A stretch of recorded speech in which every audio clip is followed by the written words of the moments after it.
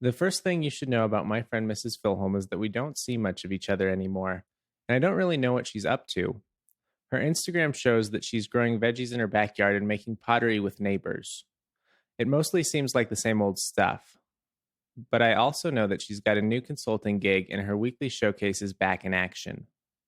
The next thing you should know is that I started writing this opening a week ago, and I know just as much now as I did then. I think we're overdue for a check-in. The first thing you should know about my friend Andrew is that he's had a big couple of weeks. Since we last spoke, for example, he has attended a funeral and watched the original date of his wedding to Miss Delaney come and go. These are strange times, and big life events feel even stranger. June 28th must have been a day of weird emotions for the betrothed couple, and also a funeral. The next thing you should know about Andrew is that his wedding has been rescheduled for September, so there is much celebrating in our future. As we mark the passing of time, observing beginnings and endings, perhaps we are all more aware than ever of how fragile and temporary things are.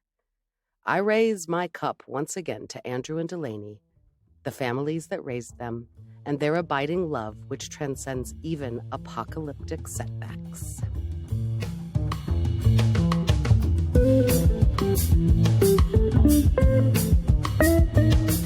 Welcome to Half My Age, a weekly show in which a 25-year-old adult and a 50-year-old child help each other make sense of the world.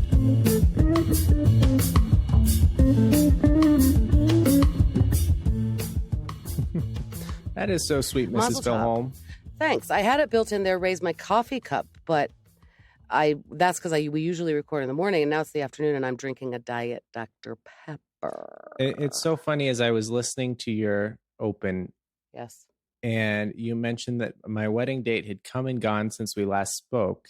Mm-hmm. That feels like forever ago. I feel just as comfortable with the idea that today is June 15th as I do with the idea that it's August 15th.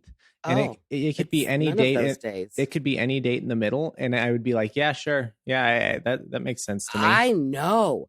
You mentioned in your open, I am very much aware of like the seasons, right? Because my garden and everything's blossoming.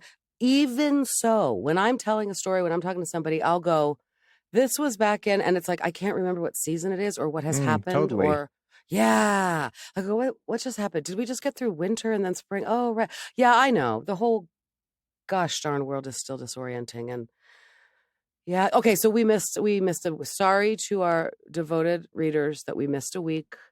That was just, you know what? The truth is I totally could have done it on Thursday. I was ready with that open that I just read today. So it has been some time since your original wedding date passed. But at the moment, that was very much on my mind because it had just happened.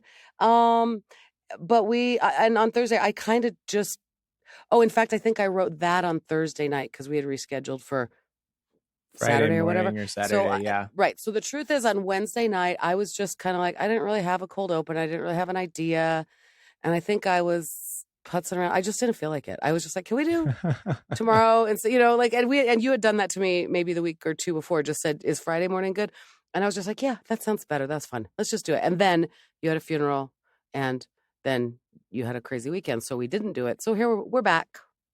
Yeah, it's we might have to reevaluate our recording schedule. I don't know if the mornings are the best time for me anymore. Not that anything has changed. It just seems like for several weeks in a row, I'm busy around 9:30 in the morning on weekdays. Yeah, I'd be happy to revisit that schedule as well because, yeah, it's a funny little timing for me, too. It's always a delight, Andrew, but we should tell the readers the funeral you went to. How was that? How was funeral in COVID times? It was mostly good. As you can imagine, it was poorly attended. It was my great uncle. It was my maternal grandfather's brother. And he's a person, I certainly knew him, not well, but I knew him. I spent a lot of time with my grandfather when I was growing up, and he used to pick me up at like 7 a.m. and we'd go down to the coffee shop. And I think this was because my dad was traveling and my mom was working. So we spent a lot of time with grandpa, like particularly in the summers is my memory. So I'd hang out with Uncle Nick down at the coffee shop, and that was, it was kind of like grumpy old men. It's a bunch of guys, it's the same guys every single day, 7 days a week. And they talk about the last fishing trip they took, which could have been years ago, and how they caught the big one. And that's in my mind and in my memory. That's kind of how I remember Uncle Nick. Mm-hmm. But That's cute. it was cute, and it was a good funeral. And as my grandfather says, he got 88 years, which is pretty good. Aw. So it was fun. My sympathies to your grandfather and your family, but it sounds like you have very fond memories that will comfort you for your lifetime. Of course, of course, Isn't that yeah. nice? I It was good. love your relationship with that grandfather of yours. I just love it. Yeah. Well, he and I we spent a lot of time together when I was very young, and now we're starting to spend a lot of time together again now that I'm growing up and he's getting old. I'm kind of a budding landlord. I'm starting this little um yeah, I've got a house for rent, and he's made a career out of being a landlord. And now that he's getting older, you know, he stopped doing his own maintenance a long time ago, but now it's even getting to the point, especially with COVID, where he's not comfortable going down and collecting the rent. Oh, uh-huh. So like the reason we can't record tomorrow morning this week is because I've made an appointment to go collect $500 from someone. Oh. I thought it was from your own renter. Got it. Oh, yeah, that's great. That's really sweet. You know, and my son George, on the 4th of July, he went to the family party that I didn't attend, but he wore my father's 4th of July Aloha shirt, which everybody would know that this is his luau shirt, you know? And yeah, and anyway, he told me, and other people told me it was very sentimental for people. And he very much right now, he feels real connected to my dad. He misses him. And I think it's funny because my dad declined so much and, you know, wasn't my dad for the last few years. And George even says that he tells people you can hear my grandfather's decline on the video of my high school wrestling career. At the beginning of high school, Granddad was there being like, the boys were like, Granddad is a badass because he was still strong and really helpful to them as wrestlers because he wrestled. Anyway, so George is still wrestling and, you know, still looking at going back to engineering school and things like this. So he really feels my dad's presence. And my point is, I think as time passes, we can remember the real my dad, you know, that right. the I was just thinking grief of dementia is lifting, and we have the happy memories of who my dad really was. Right. I would imagine that I mean, all your most recent memories of your father are tinged with the dementia and the pain of it all. But now as we put some distance between today and his death, you can reconnect with those older, fonder memories before dementia, right? Totally. Your memory doesn't necessarily have to be of his dying days. That's right. And that's right. It's easier to not dwell there. It is sometimes, you know, there are times when I still go, holy crap, that suffering, what that was doesn't make sense to me. But yes, that's right. It is easier to not feel the weight of that. And in fact, and again, I'm gardening, I'm doing a lot of Mike Lane things, you know, and to feel that in him when I go paddleboarding, maybe I've said it on the show. And I've been taking one by one people that I know throughout the summer, mostly other comics, my son, you know, people, friends. I very much feel like my dad because he was that was his Lane move. That's such a Mike Lane move. Taking people to do this outdoor thing, and I've got all the gear, and it's very ratchet system. Literally, I have those ratchet straps that hold my boards on the car, right? Very Mike Lane, like serviceable, ugly. There are fancy racks that you can buy, but I didn't buy fancy paddle boards, so, and I don't have a fancy car, so I ratchet strap them up there. You don't want to be like, who's that guy from Stripes and also Ghostbusters? Bill Murray. You don't want to be like Bill Murray putting a $10 shine on a $5 pair of boots. Okay, great. I just saw Ghostbusters the other night. Put a pin in that. I'm one time, and I'm gonna tell you, I don't think I've said it on the show. If I really have, we can cut it out. So I'm taking anyway. So like the system, right. It's not fancy. We don't. Yeah, it absolutely works. I made sure, as you know, that I could do it by myself. You know, and I also know I'm super prepared. One time we were at a lake, and I have these little waist, you know, inflatable. Yeah, you got special life jackets. Life jackets. I'm skeptical of them because you have to pull them to inflate them with the CO2 cartridge, you know, should you fall and drown. in which case, okay, it doesn't matter. I use those because I don't like messing with my tan, Andrew. I didn't realize those were So for anyway, tan lines. I thought those were just for cool factor. I thought you didn't want to look like a scrub wearing your life vest on your paddleboard. well, I don't like wearing the life vest on my paddleboard, not because of how it looks, because the tan, that's how it looks, and because it's cumbersome. I don't like the feel of it. It's hot, whatever. So I got these waist ones. Well, we were out, Lily and I were out one day getting ready to go in the water, and the ranger at this one park came because there are various degrees of who cares at certain lakes. So whether at some lakes you have to wear them, period. Some lakes they just have to be on the craft, whatever. Anyway, so I walked up to park the car and I'm coming back down and Lily's walking up to me and she goes, we can't go. We only have these waist packs are not, they do not have printed on anywhere on the package, on the item, U.S. Coast Guard approved. Fair enough. So I'm walking down and Lily's like, we can't. And I go, that's all right. I got vests in the car as well. And that I just went, Mike Lane's daughter. Hell yeah, I do. I mean, I'm very prepared. The whole kit, and I check it. And recently I was putting marine patch repair on the paddle boards. And just even that was so Mike Lane. It's like so janky. Now they just look like they've got toothpaste stains all over them. I mean, but I'm extending the life of these little boards. Who the hell cares what they look like? But the most Mike Lane moment is one night I was out in the water and we did that thing like, hey, let's make a destination. Did I tell the story? And I go over, we're going to go to the marina. Cool. Boats are cool. We're there. We're standing there. And a sailboat's going out. It's like sunset dinner cruise on Cherry Creek Reservoir. Mm-hmm. And I said, hailed them, how's it going? Great. You guys are going to have a great time. Have a great time. You said, ahoy. I had said, ahoy there, matey.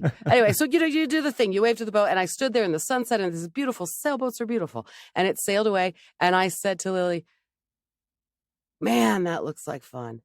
And then I literally, the next words out of my mouth without another thought were, I don't know how it could be any more fun than we're having right now, though.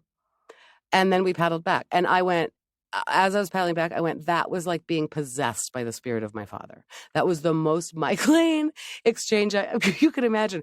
Hey, have a great time. They're going to have so much fun. Don't know how they could be having much more fun than we're having, though. Oh my God, that was funny. I love it. That's funny. A good legacy.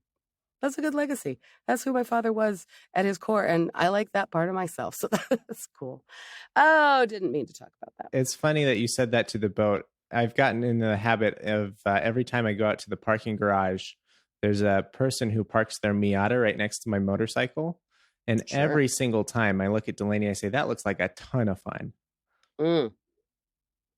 It's a what? A Miata. One of those little convertible Mazdas. Uh-huh. Okay. I don't know. Yeah. It does sound fun. Where I saw Ghostbusters is I saw it at a drive-in movie theater. So old school, like talk about the passing of time being weird. It's like walking back into time. And I saw it from inside a convertible. Is that is that the drive-in movie theater out by the Grizzly Rose, just off of I-25? Huh. It's at 88th. Could be. I mean, we came at it from the back side because it's my house. It's at 88th. It's in Commerce City. As far as I know, there are not that many drive-in movie theaters. There used to be one over by Mullen, but they demolished that while I was in high school. Yeah, everyone's still sad about that one. I know. I remember. Yeah, right. While you were in high school, I remember that. I would drive by that construction every day. I haven't been to a drive-in movie theater ever. Dude, I don't know if you'd like it, but because I have and because I grew up in small town rural America, everything about it was walking back in time, including that it looks like they could spruce the place up a bit. And in fact, I sat there and went, how much would it take to spruce this up and make it adorable? You know what I mean? And in this day and age, that is socially distancing. I mean, it was just, it's as cute as it ever was. There's families there. There's literally kids are in their jammies and then they're going to put them in the back seat and go to sleep because it goes late and it doesn't start until dusk, but everybody's in place. And so moms and little kids are running around playing in dirt. There's a snack shack and a cheeseburger costs $3.25, Andrew. It's so funny. I'm looking at the page for this place right now.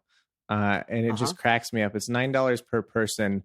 Yes, regardless of how many of the 3 movies you watch. Apparently they show 3 every night.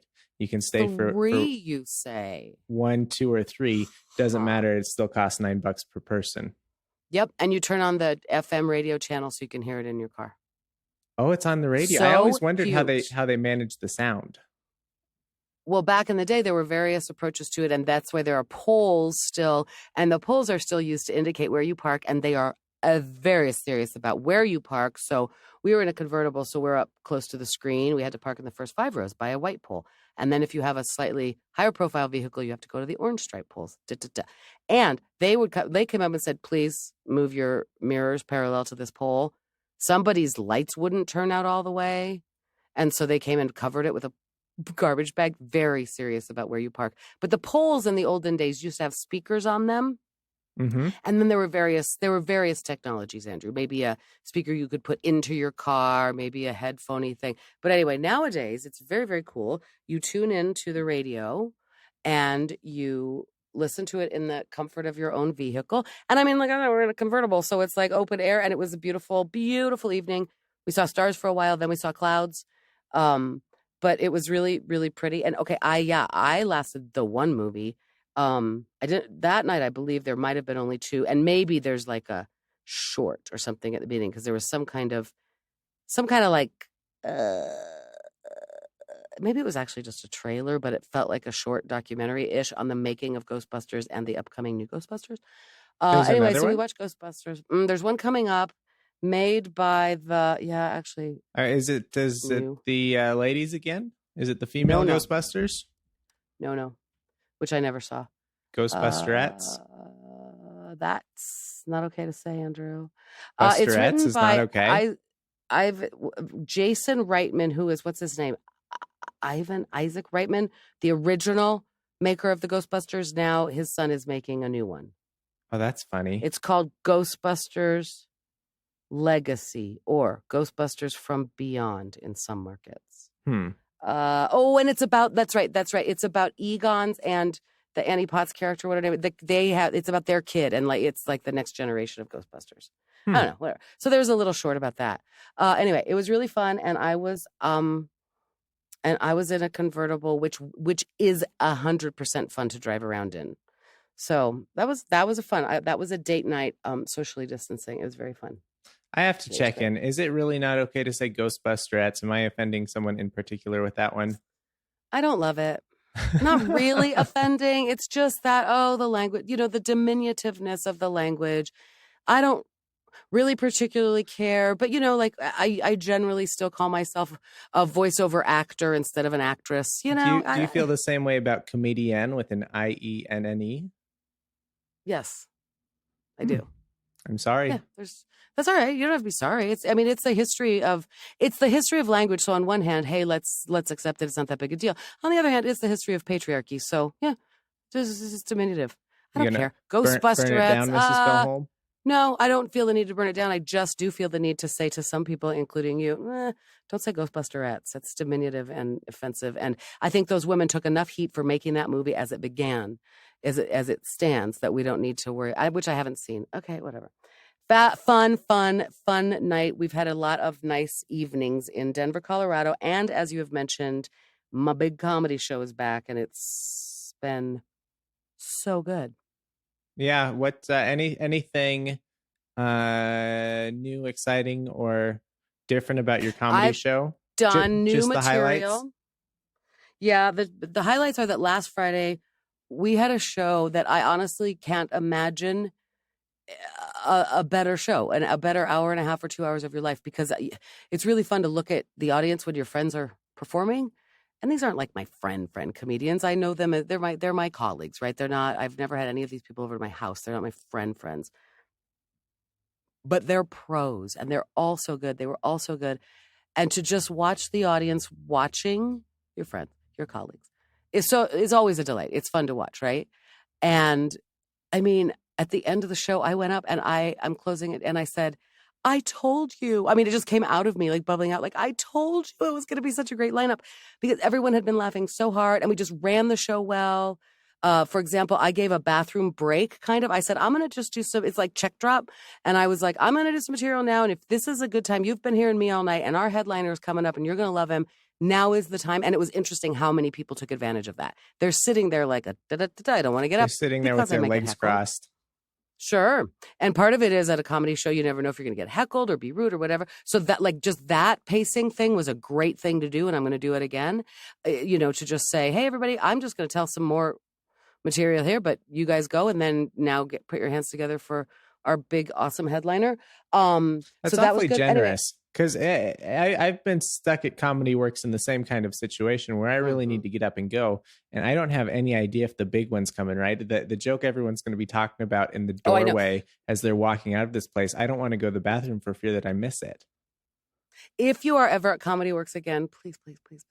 My Facebook memory today from 1 year ago today was a picture of sitting on the steps at Comedy Works a year ago. Cause that's all I was doing. Anyway, just so you know, the Comedy Works has it recorded in the bathroom. I mean, it has it live in the bathroom. I know, but it's not the same. They're always, comedy's a very physical kind of thing. It's a FOMO situation. I know. Yes, it's very generous of me. And then I use that time to do whatever. So that's cool. My point is, I said, I told you. And then I said, I don't even have to ask if you had fun tonight. Because I mean, it was like that kind of laughter that's that rolling and you just don't even know what you're laughing about anymore. And the comic is digging it. There's a line in the movie version of Chicago, I suppose it's in the Broadway show too, where she says whatever, like, talking about being a performer and the audience, and I'm loving them and they are loving me and we just love each other, and that's because none of us got enough love in our childhood. It's just this synergy, and the comic is eating it up, and the audience, oh God, I mean, that was great a show, honestly. And then it's so great how much just it makes me feel normal. I mean, as usual, I have no trouble that night kind of unwinding. And I've had lovely friends come to the show who want to hang for a little bit after, and it gets over early enough that I can. And I am happy to just sit there and drink a beer and let everybody else be big and talky. And I'm just blissed out, It's afterglow, let's face it. I'm glad you've got that. It seems like you're doing well. We did talk at the beginning of this podcast about your father, and you did not even get a little bit choked up. You seem like you're in a pretty good place, Mrs. Filholm. Well, I feel mostly emotionally in a pretty good place, Andrew. I feel emotionally centered. I have got to get a job.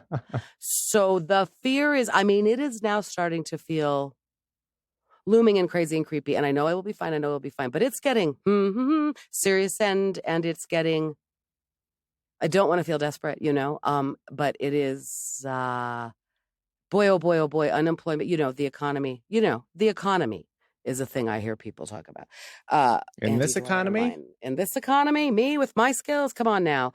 But it's always hopeful. I have been doing a better job of applying for jobs like not really my full-time job, as you've seen. I've been fucking around a lot in my garden and on paddle boards doing pottery, but really trying to take it seriously, I still have a lot of people who I've reached out to and said, I'm looking, and they go, would you like to meet my friend who's in instructional design in this?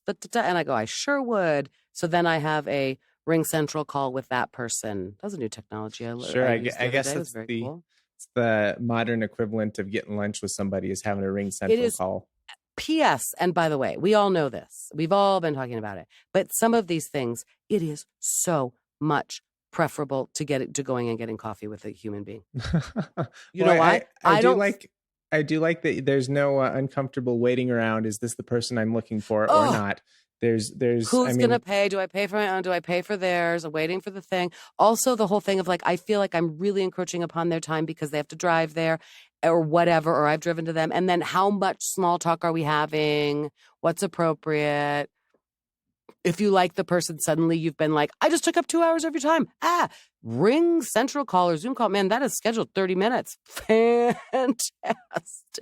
That is nice. The right? One thing that I think all of these services need to roll out is hard deadlines or hard stops, right? If you schedule it for 30 minutes, that thing should just shut off at 30 minutes. Do you know in the early days of the apocalypse, it used to. Did it? If you didn't have a paid subscription for Zoom, for example. Oh, yes. I remember you got this. 40 minutes and then it would shut down. But then they were being generous because of people's need to connect and collaborate, Andrew. Right. Delaney had some hour-long dance classes in those first days of unpaid Zoom accounts. Oh, And it was like, well, yeah, I think you learn very quickly that you need to ask all your questions before you get cut off, because you're just going to get cut off and everybody's going to be cast to the winds and go their separate ways. You yeah, you yeah. can't save your announcements for after class anymore. Yeah, yeah, yeah. Right, right, right, right, right, right. Funny. Yeah, yeah. So anyway, I have been taking advantage of things like that when people say, "Hey, my friend is willing to talk to you about your resume. You're this, you're that. Give you a referral to this company." I take advantage of that stuff, which is not my favorite thing to do. But I don't know. Applying for jobs. We've talked about it. Applying for jobs is actually a puzzle. It's a game to be it's a puzzle to be solved. A game to be played. I don't actually technically mind the work of looking at a job description and then writing a bespoke cover letter that addresses their needs and all of that. Sure. I don't know, but I also anyway, I don't know. Do you, It's getting creepy. I am doing that consulting gig and it is fine, but it's not going to be for long. yeah. Yeah. Mhm. So it seemed like the last time we talked, you're getting acquainted with the system and the people Mhm. and that sort of thing. Is there any interesting takeaways from a couple weeks of Yeah. work now? Yeah. So the interesting thing is that last time we spoke, I believe you said, and I went, I am going to remember this, and this is exactly right. To remember that some things need to stay broken Sure. because Sure. You can't fix it all. we are invested. No, no, Well, not only it's that. imperative because some people are invested in these broken things. Some of the broken things we are invested in it. Which okay, that. The other thing is that that was 2 weeks ago. The day after that, I did go into the office, work for a few hours, and I billed. So I felt a lot better about myself after I billed. I haven't been paid yet, but billing feels great. Like the hopeful, Um, I okay, love billing. That's my favorite part of working is letting people know sure. that it's time to give me money. Well, I know, and I'm always the one who doesn't, remember to do that part. Like for a certain voiceover client that I have, I'm not kidding, they often have to remind me to invoice them. Today, I did a voiceover job. I immediately drew up the invoice because now it really matters. Okay, so the other thing that I have learned about collaboration, we'll call it productivity, workflow. Sometimes people want to add an extra unnecessary process that literally feels like time wasting, but it is because they cannot yet see that they don't need to take that step. They don't trust that yep, they don't understand exactly what I'm doing here on the back end. Now, Can you I give me a for wonder, instance? well, there's a thing where I'm going to anonymize it a little bit. There's a thing where we have to transfer some records out of an actual paper binder system. Mm-hmm. And then there is a purpose-built software for this medical office, we'll say, that close enough that I'm working for, right? There is a way to put all of that data into this, but it's going to be a backfill, right? You're going to have to go in and do this and do that. And I'm going to have to build a little function in there that I have figured out from speaking to their excellent customer service, but it's been to some doing because funnily enough, they don't have a specific way that I can track this one thing. Okay, doesn't matter. I think I figured it out. It's going to be, so all we really have to do is take this binder and add this toggle to each record in the system. They're going to, in the meantime, do an Excel spreadsheet. They're going to take the binder and put it all into an Excel spreadsheet, which is where it should be already. I cannot fathom why it is not on the computer where everybody can look at it, and maybe there's some automated stuff you could. Yeah, I cannot fathom why it is in a book and not digital. But there isn't the need to collect it all in the Excel spreadsheet. All you need to do is put it into the system. It's a little bit of a new way to put it into the system. I can't tell. My point is this. Do you think that there's a lack of trust in the system Yes, since it's and a brand lack new? of They don't know how it works and that it's going to be there when they need it. the truth is it's not a new system. They are just not familiar with it and as much as they should be. And every single person there has said, it's a great system. It's great software. Part of what I'm doing is learning things about it like that, like functions. Hey, it can do that. It can get rid of that crazy little paper system you have. There's a way that we could build that in. Here's how we're going to do it. Here's how we're going to filter for it. So it's not that they don't trust the software exactly. It's that they don't know. We just don't know. And in fact, I think it's that they don't trust me, but that's not about me, and that's not even a disparaging thing.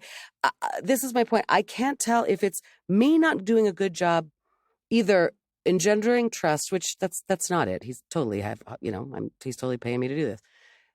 Me not explaining well enough how it's going to look on the other end. But there is a little bit, and I am charging hourly. So there's a little bit of, I don't want to go in and build that kind of module. It's not even that. It's not even that. I don't want to add that function if you're not going to want to use it, right? I mean, if that really isn't going to work for you, but I'm telling you it's going to work for you. And even when I showed him a little bit of a demo of it, I'm like, see? And he kind of, softened to the idea like, oh, I see. Had to look at it in the system. I can't tell, like I said, if I am not doing a good job of communicating what I mean. I don't exactly think that's it. I think there is still, and this is, from consulting and just working with other people. I think on their end, there is still a lot of, it seems like such a big job. Breaking it down task by task, first of all, is difficult. Mm-hmm. But no, it's not. Task by task is not difficult. That is difficult, and that's something that not everybody has. The ability to look at a big project and see the path to accomplishing that big project is breaking it into little pieces, and those pieces aren't necessarily apparent to. Maybe it's a personality type, but there's a special kind of person who can say, okay, so in order to build this building or this road or this piece of software, here's the 14 things that we need to do. This one's dependent on that one. Maybe we don't have everything we need to do to start on piece number 4, but we can get started with 1, 2, and 3. Like that's a special type of brain and special type of thinking. Yeah, I suppose. And that's that's why I'm a good producer of all things and a good creative is that, I get to see. So the thing about this company in particular that's interesting is that the understanding, the comprehension of we're going to have to break this down into small tasks, and we are going to have to, I'm basically just organizing sprints right now, right? Mm-hmm. There is an acknowledgement of it. There is, like I said, there's just perhaps a familiarity. Like I just think maybe there's a confidence. Like if I have it in an Excel spreadsheet, then I know what that is. And then if we next take it and put it into the system, it's a little bit crazy, but it's also not more than a couple of hours time to put it into an Excel spreadsheet. And if you have somebody do that, it's not going to kill anything. And that's where it's not going to be putting it into the Excel spreadsheet. That's not what I'm concerned about. Okay. There's also another thought where it's like, we want to have more conversation about what the end results look like and where we're going. And there are so many moving pieces, and I have been very good, and they've been very good at following me and even leading me into, okay, first things first, priority number. We have to get this thing fixed because then we can take this person off the project and move forward here. D. Long term, all of these things, right? So my point is that even in meetings where I'm hoping that we can be very efficient, like where I'll just say, can you show me how you do that on the computer? And there's a binary response, I press this button or I don't. There's a lot of conversation around, well, the reason where that fails and, and then the one-off and the thing, and it's the exception to that rule. And the reason that doesn't work, well, we can't do that right now. It's like, you've just told me that these are the 5 fee schedules that you have. We've talked about it at great length. So, and we've agreed it's important to build it in. And then you just told me about a 6th one because these people do, and I get it. Like every system has to, be able to incorporate those outliers, but it's just funny how hard it is to talk about things like systems when there are so many outliers. So I want to interrogate the idea of systems thinking, systems being broken when they don't incorporate all the outliers, right? Because I spend a lot of time, and we've talked about it before. I prefer to work with young businesses where it's a green field and I can go and build things the way I think they ought to be built. But the problem with existing businesses is something you've discovered, which is that when the systems were built originally, they didn't account for certain things. So now there are outliers and different systems are required.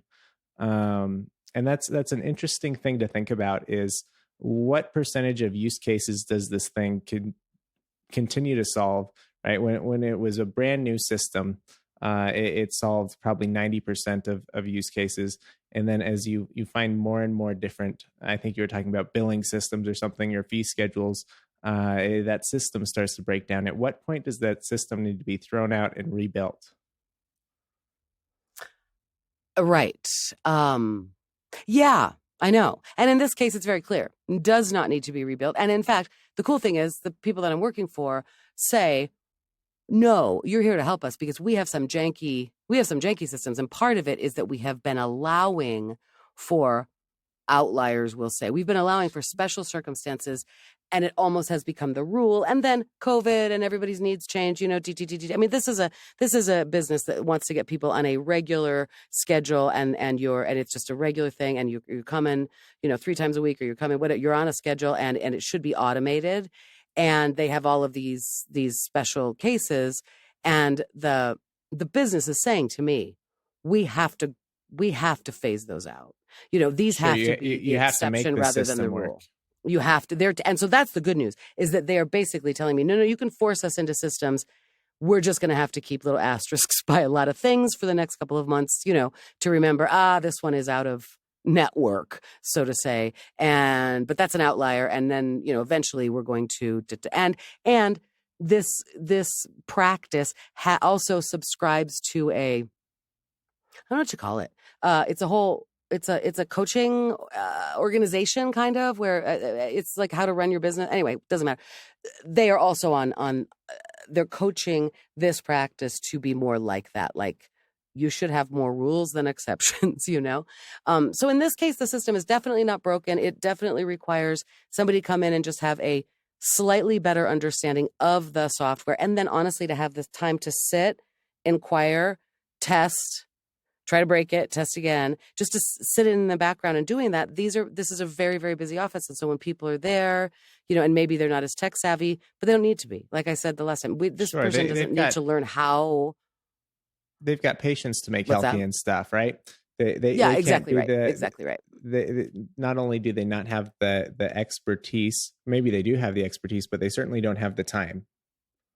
Well, I mean, even right, yes, the office manager kind of person who this is going to be that job. And so that's one of the other things we're doing is I'm helping them with this, identifying duties, discrete duties per job, because they have an accountant over here that's, that's a contract client. They're going to have that. And, how do we do job division of labor and duties and responsibilities of each position?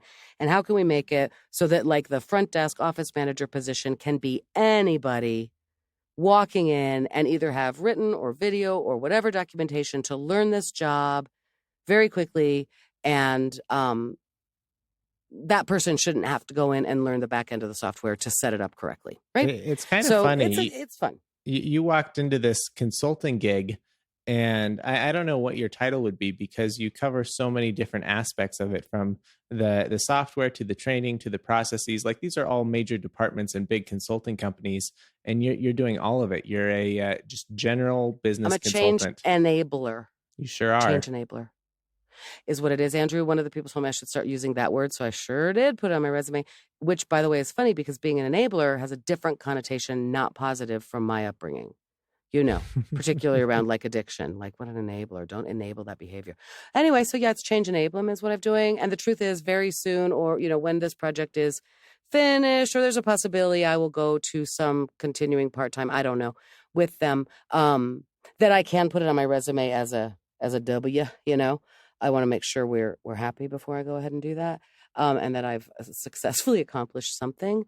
But yeah, it is all that's exactly right. My resume, as I told you, is generally looks like instructional design, corporate training, change enablement, business transformation, all those words that we've talked about. And yes, and so it is. I mean, and all of it. To me, it is ultimately my skills as a communicator and trainer, educator, I guess, that are most applicable. It's that I can look at something and go, what's the end product and how are we going to get there? And how do we measure the results? How do I know that this person understands? And I don't know. It didn't hurt what I did at that last job at DU, where I worked with a lot of data scientists. It doesn't hurt being friends with you.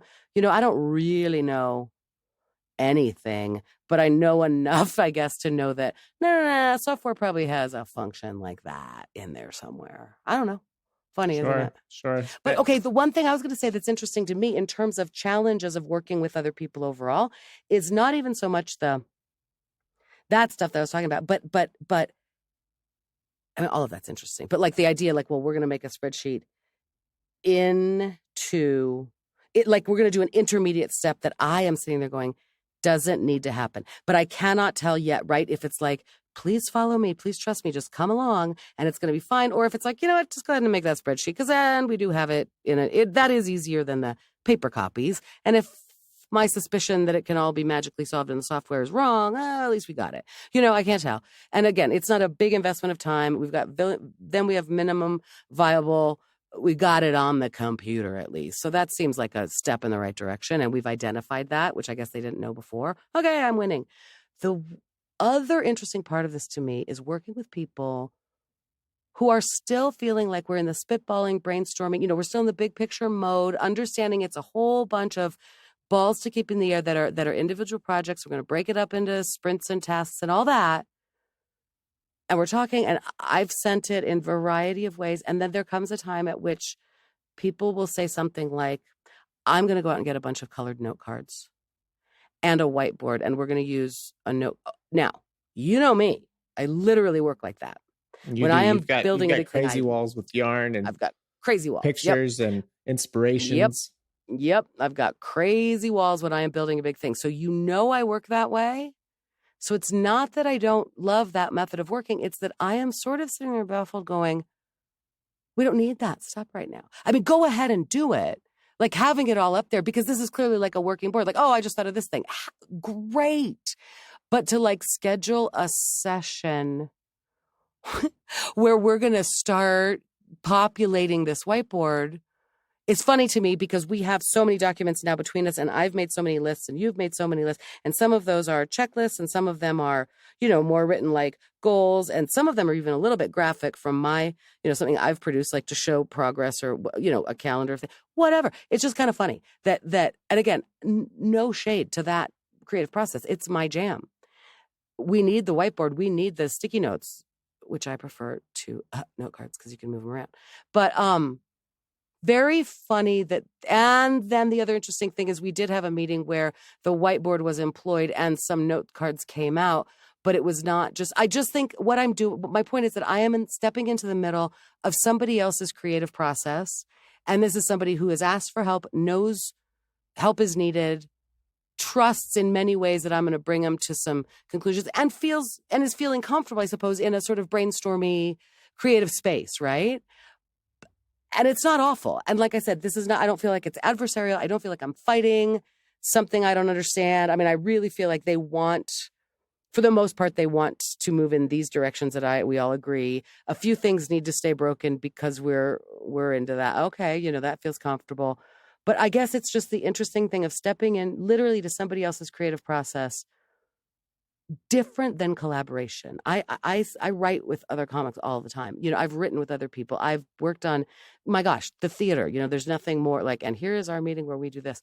Walking in and having a different, you know what I mean? It's very funny because I'm standing there going, why are we getting note cards at this point in the okay, funny.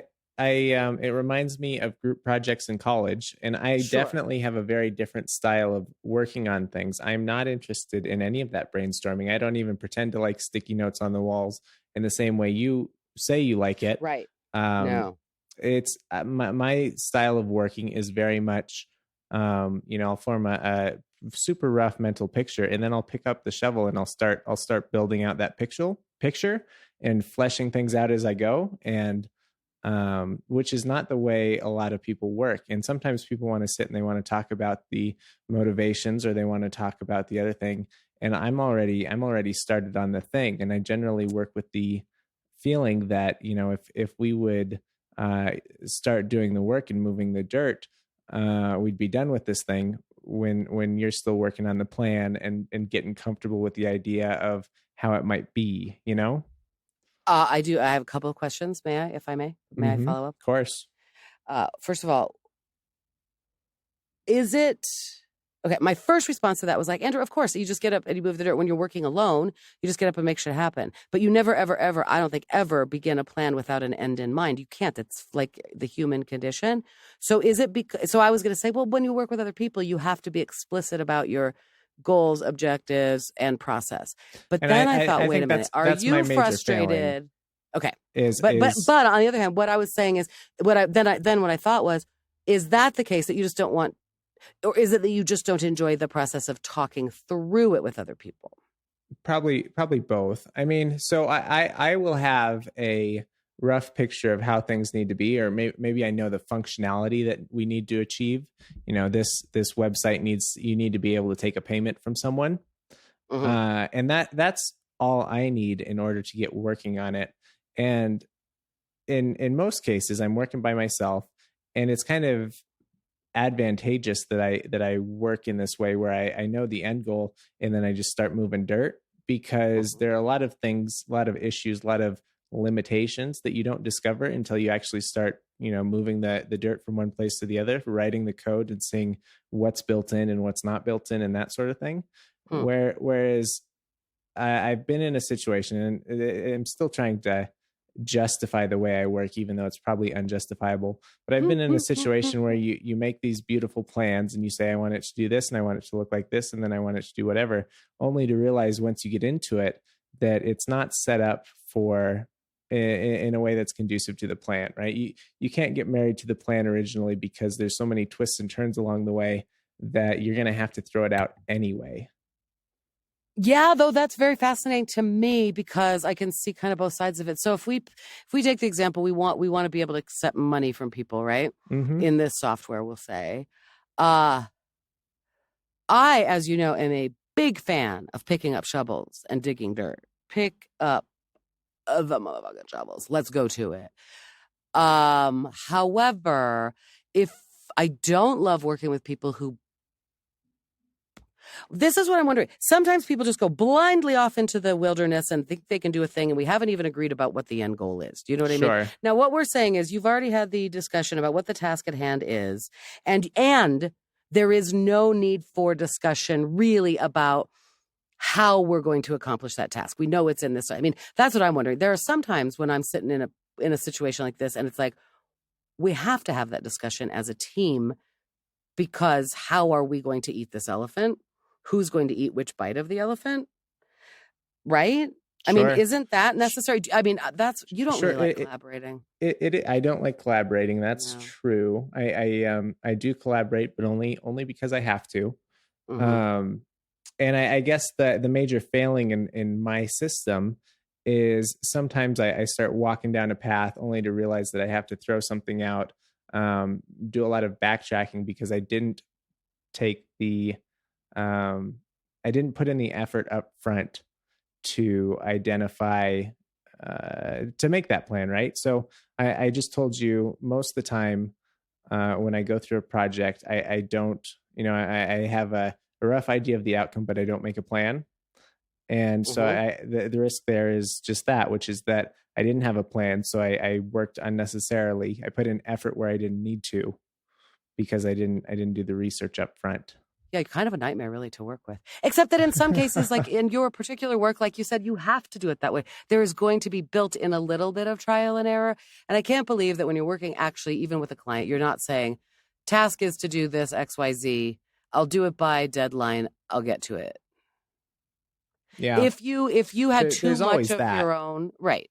If you had too much of your current work, for example, I trust, because you're a good communicator, that you would be able to, and that it would be in your own interest to tell somebody working for you or working with you, why don't you attack this part of it? Because clearly you're probably not being explicit with the steps that need to happen. And listen, I hate nothing more than when those kinds of things are made too explicit. And you're, like you said, you're doing group work and we all sit around and have an actual scrum about this. I mean, that can bore the heck out of me. But on the other hand, I have just seen, working across multiple projects with a bunch of people, the value of going task, like literally check it off. You have to spend an hour building out each sprint by task. Golly, it works and then a bunch of people you can also show your progress. I think it works, but you just don't like working with people. There's no other way to make it work with other people, right? Right. You know that you have to do that. So this is kind of an interesting, different conversation, which is, I enjoy not the solitude, but the independence, I suppose. And there's always that question at the back of my mind. If I had to go work for a giant company, could I do it? right? I Could I know. do it and not be insane? I'm sure I could go and I could show up at 8 a.m. and I could wear a button-down shirt and khaki pants and everything. That's the easy part. But could I return day after day working with people, um, having to have these planning sessions and Oh, I know. be Meetings will happy? destroy you. And when I was a young person, I mean, meetings just made me absolutely insane. I mean, the office culture, and I was always known as a creative, but when oh golly, especially as a young person, meetings would just make me, I mean, absolutely murderous. You're just really out of my brain because it made me so frustrated. I know, I know. I respect it more now. I don't like it when it gets time wasty, and that's part of the thing right now. Right? Is like I feel like part of the problem, and part of it is this office is so glad I'm there, and they are talking through things that they haven't had a chance to talk through before, and all of that. So part of this is the process, but I am trying very hard to be respectful of their time and be efficient. So of course, I am sitting here going, we don't need to have a talk about how we're going to do it on note cards. If that's how there's a little bit of that, right? It's like this is getting explicitly into the weeds of how our process is working. I guess that's part of it that's funny to me. I don't know. Either way, working with other people is interesting. I just like it when it's not adversarial.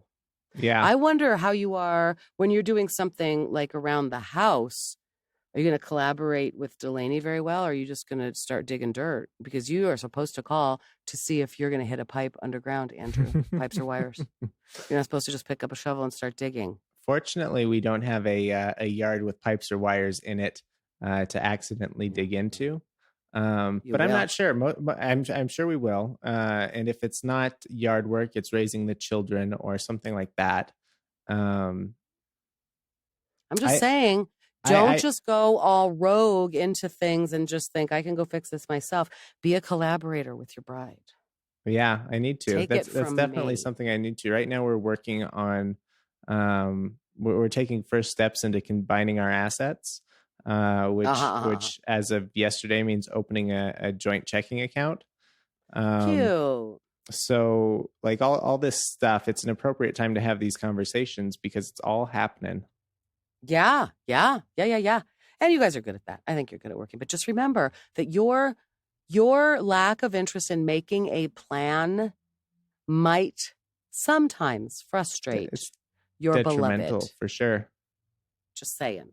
Just pointing that out, Andrew. You know what's funny about that is that I was recently talking about my friend was talking about going camping with a bunch of men versus a bunch of women. And like my mother, now to shout out to my mother, I was just describing how Marsha Lane would go camping and cooking food for camping. And I mean, we would car camp for a week straight across the United States of America. Like we would be driving up and we'd take a scenic route through a national park or whatever. We would drive up to the Pacific Northwest from Colorado and we would take my mother would have food for a week, and I swear to you, we only had to stop and get ice one time.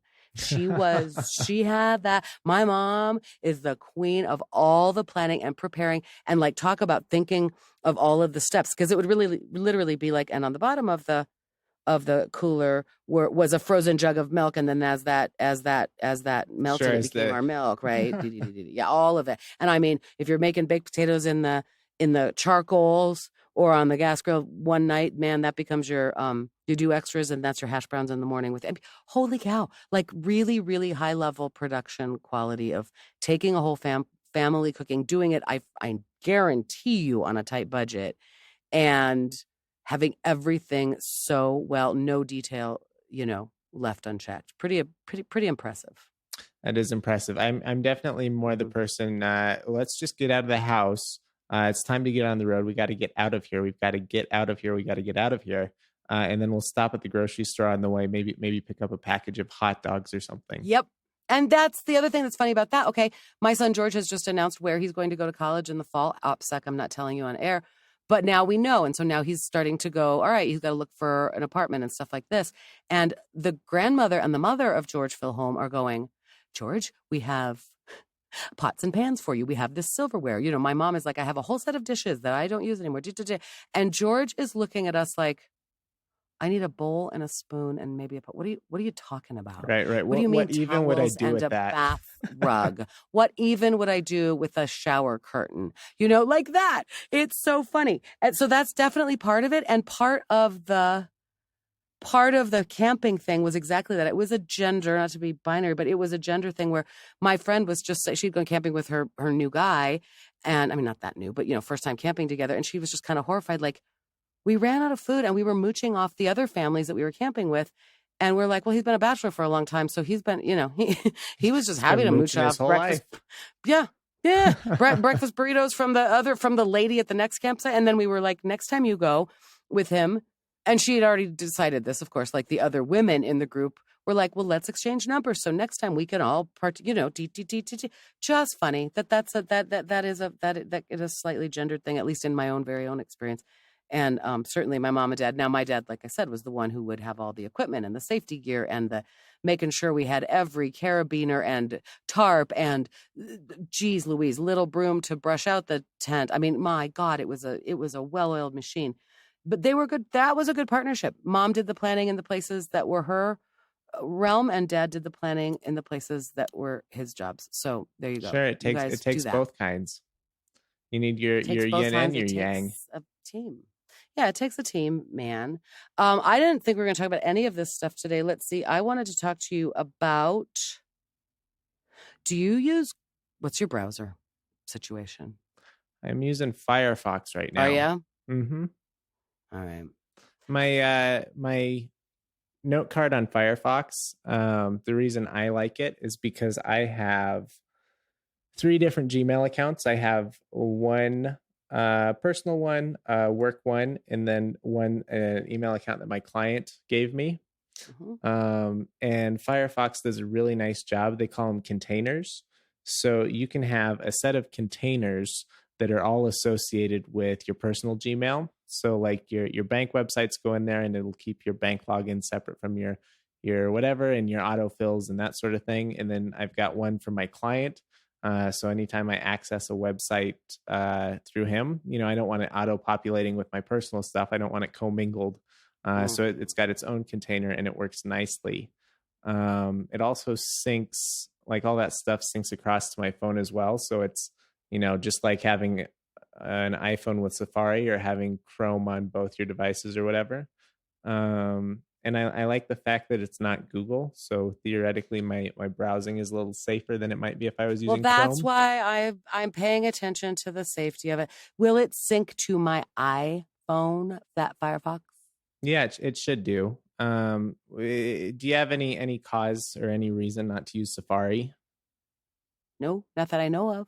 You're just telling me about these containers, and boy, is my shit commingled, on Chrome. So, I mean, my shit is still commingled with, like you're saying, drop down fields and stuff, like auto populate fields from my job, from like putting in like the address for DU will still come up. Boo! Safari would be fine for me. Yeah, I think you'd be fine with Safari. Truthfully, I mean, Chrome is not the devil. Google already owns so much of your life. The fact that you're using their browser is not that big a deal. I don't think there's a wrong answer anymore. I know, but I just heard Merlin Man, our boy, saying that using Chrome will come back. You will be very, very sorry someday. And that just struck fear in my heart, Andrew. Fear in my heart. My actual heart is what it struck. I wanted to talk about Placebo Effect, but that's from like 3 weeks ago. Still interesting to me. I need to probably sell some old Macintosh book equipment. So I would like you to follow up with me where I should start doing that, because you need to sell some equipment. What do you mean? Well, dude, I have my old Air. Well, I have the old little, Macintosh book, adorable, and George's sitting around here. I'm not going to use it again. And I am not that I'm desperate for cash flow, but why am I sitting on a few $100s of stuff right now? That does matter to me. Every voiceover job I get matters a lot to me, and I bet I could get enough money from those 2 computers that like as much as a voiceover job. Sure. So they're just sitting here. eBay. So and they're not getting cuter. eBay. Yep, and eBay's kind of handy. Even though, so I've got beef with eBay, and we can go into that later. But the fact that you've got MacBook Pros or whatever, which is super common electronics, they've already got like pre-built ads. It says, which one do you have? And you look and you say, it's got this much good. memory. And So this you're much... telling me eBay is now preferred? Because we've done this in the past and there was definitely the answer was not eBay. So I like eBay over Craigslist, which I suppose is your other option.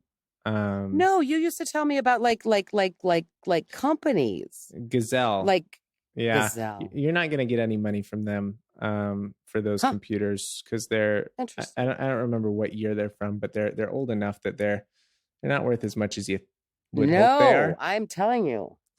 Because what they're going to do is they're going to take those computers and they're probably going to sell them on eBay. So you're going to get less than eBay prices. Okay. And then what? Well, what am I supposed to do? I was supposed to go on and wipe it all and do that. Yeah. I'd have to look at that again. I haven't done it in a while. Factory reset is probably the answer, right? It's probably easy. And anyway, the I'm not even there, sure where those machines are, but it does strike me that there's money lying around, Andrew. I'd be crazy not to claim it right now. Yeah, you gotta look under the couch cushions as well. I mean, what was the key to wiping it? What were you saying? The place where people get into trouble is they forget to remove their iCloud account from it before they sell it. And then the person, they get the computer and they can't do anything with it because your iCloud account is still connected. Okay. That sounds gross. Okay, well, thanks. That's information that I needed. And, well, I asked you yesterday if you had listened to what I deemed an essential episode of one of our favorite podcasts, and you went, yeah, why? What about it?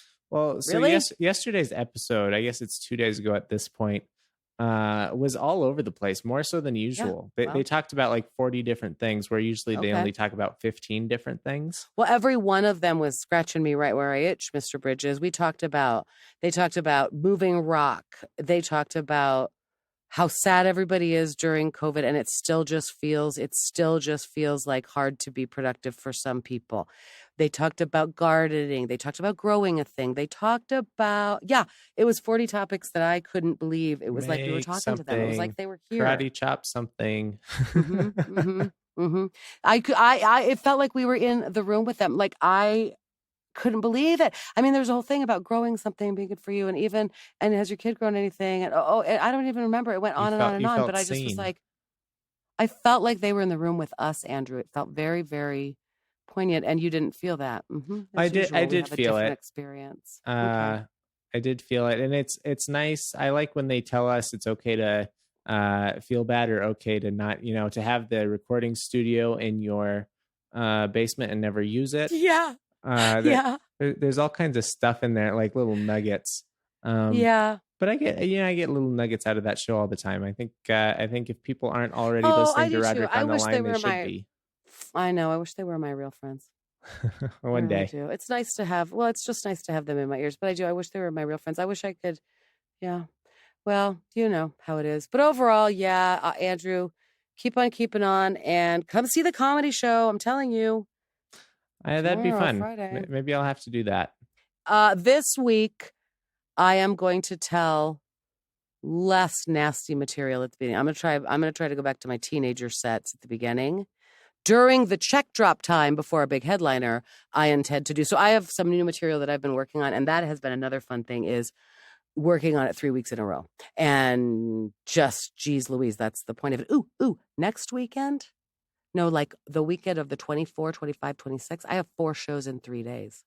Wow. That's pretty provided good. We aren't in the second shutdown. That's pretty good. And I think it'd check me out on the socials. Fun for Delaney and I to come see your show. Right now we're in July. We're only drinking on the weekends, and your show, since it's on a Friday, fits in the weekend.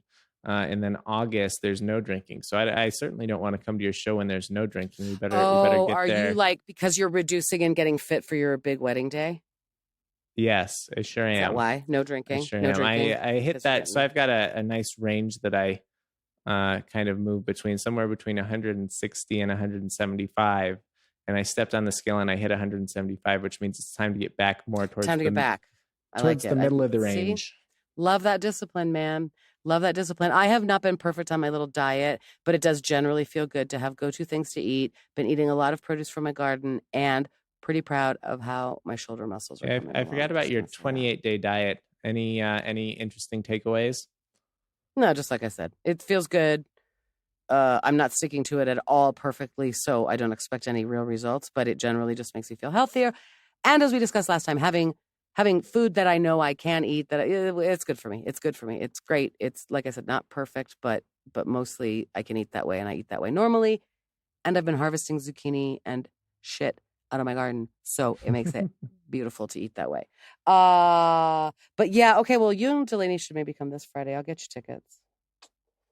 Because you would because it's a reservation only situation, huh? Yeah. So what I was going to say is that during the check drop part, I'm going to tell some jokes that you won't like that much. They're not super dirty. I'll make sure I go to the bathroom. You could go to the bathroom. You shouldn't, though. They're so funny. And I do think I'm going to try them one more time, because then, like I said, following week I actually have shows for audiences that aren't just my playground. And I want to make sure that set works, because it's pretty funny. All right. Well, Andrew, I'm so hot. I can't stand it. So we're done. Sounds good. I think we brought the ruckus, I guess. Did we? We always do. All right. Bye, Andrew. Bye, Mrs. Filholm.